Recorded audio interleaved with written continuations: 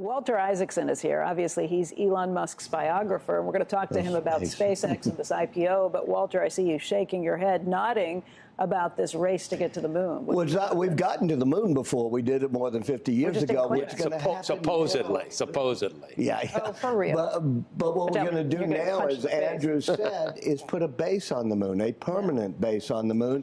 And it's interesting because it's not really a race between SpaceX and Blue Origin, Musk and Bezos. They're both working with NASA doing the human landing system. NASA's got this huge Artemis project.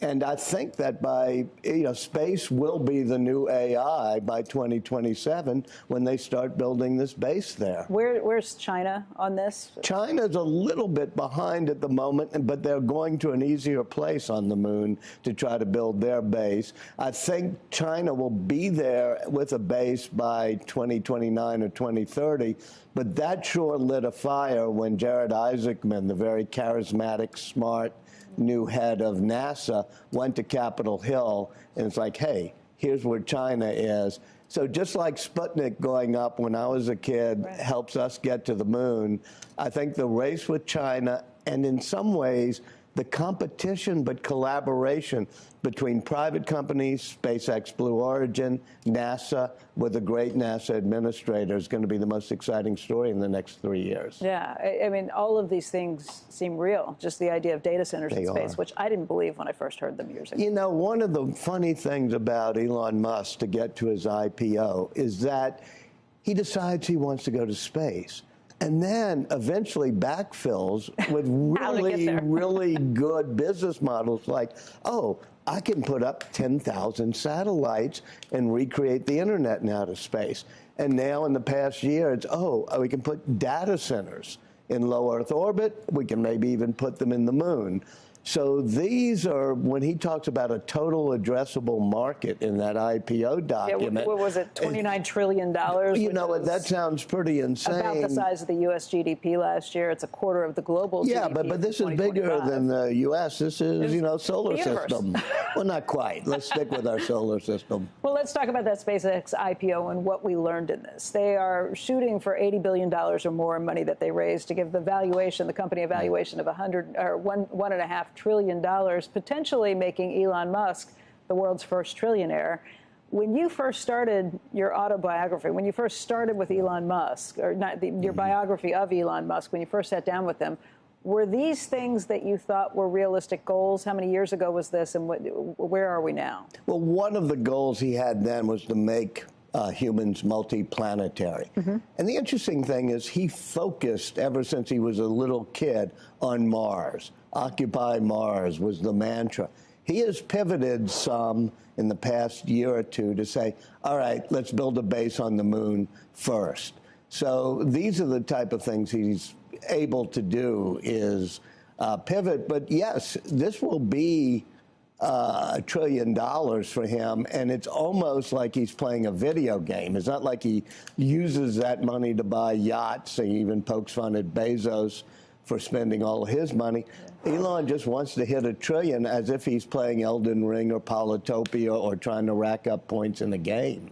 Yeah, the biggest scoreboard wins, I suppose. I guess so. But did you believe it? First of all, when did you start on your biography of him? How many years ago was this? I started around 2020, and I certainly believed in the Falcon 9 rocket, which Jeff mentioned in his interview with Andrew, which is this workhorse rocket. I'd see it go up. What I did not believe, and there are many things I didn't believe when he first said, he said, we're going to land it upright and just reuse it.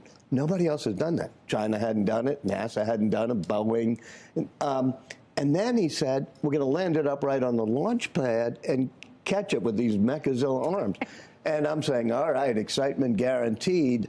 But and even things like totally full self-driving cars, I'm never a believer until suddenly I see it. Right. I have to say, I've gotten dragged kicking and screaming kind of along the way to these things, too. Yeah. So when you look at the Never bet against them, though. I mean, there's exactly. When you look at the SpaceX prospectus, what do you see in it that sounds fantastical? And what do you see that maybe some people think is fantastical, but you might think is real based on what you've seen him accomplish to this point? I think what's fantastical is this notion of building data centers in the near term in low Earth orbit or on the moon.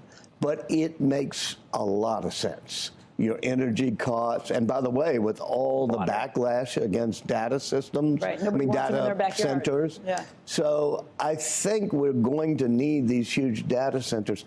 This was not a market anybody knew about 3 years ago, like huge data centers that needed enormous amounts of electricity. That's part of the addressable market in the IPO for SpaceX. And I think Bezos told Andrew, hey, that's not quite going to happen quite as quickly. Yeah, I think but Elon has been able to make the impossible merely the slightly late. Andrew? Right. Well, that's what I was going to say, Walter. I mean, I think there's going to be a lot of excitement around this particular IPO and trying to make the math work, not just over time. I think directionally, it's going to obviously be a huge company that's going to have enormous success. The question is, does the success come as fast as Elon wants or in some cases needs it to, depending on how quickly data centers get to space, what they're able to do on the moon. And there's all sorts of other products. I mean, we talked about it with Jeff yesterday that may ultimately turn out to be real. People talk about putting mirrors in space that effectively direct sunlight down to solar so that you have solar 24 hours a day. I mean, there's all sorts of things that could come. But the question is sort of how quickly they come and recognizing that there's, going to be big losses along the way. Well, first of all, SpaceX has huge amounts of revenues along the way, including, I think, $1.25 billion a month from Anthropic just for the lease of data. Yeah, a month. Data centers. And then you talk about things you may have happen easily. Soon, I mean, I've got Starlink on my phone here. Starlink, $11.4 billion in revenue. Yeah, and soon the direct-to-person cell phone market, maybe not in Manhattan, but in Louisiana where I live, that's a huge market that hadn't been thought of too much before. So I think the potential for near to medium-term revenue is much higher than you made it sound like in that question.